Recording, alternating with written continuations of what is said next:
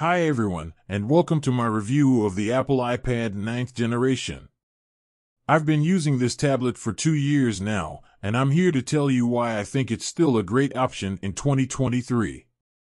The iPad 9th generation is powered by the A13 Bionic chip, which is still one of the most powerful chips on the market.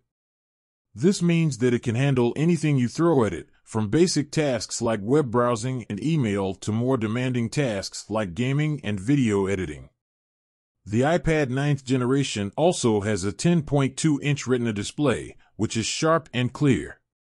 The display is not laminated, which means that there is a slight gap between the glass and the pixels.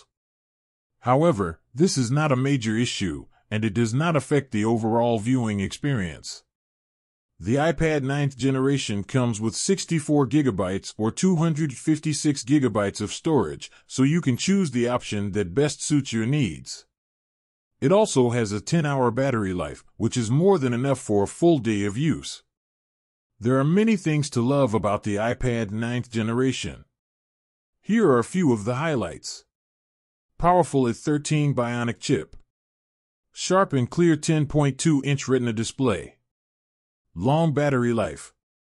Affordable price. You can find the link to this video in the description below. The iPad 9th generation is not without its flaws. Here are a few things to keep in mind. Non-laminated display. No Face ID. No USB-C port. The iPad 9th generation is a great tablet for anyone looking for a powerful, affordable device. It's perfect for students, families, and anyone else who needs a tablet for basic tasks and occasional entertainment. If you're looking for a tablet with the latest features, then the iPad 9th generation is not for you.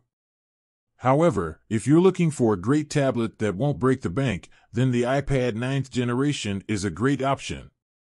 You can find the link to this video in the description below.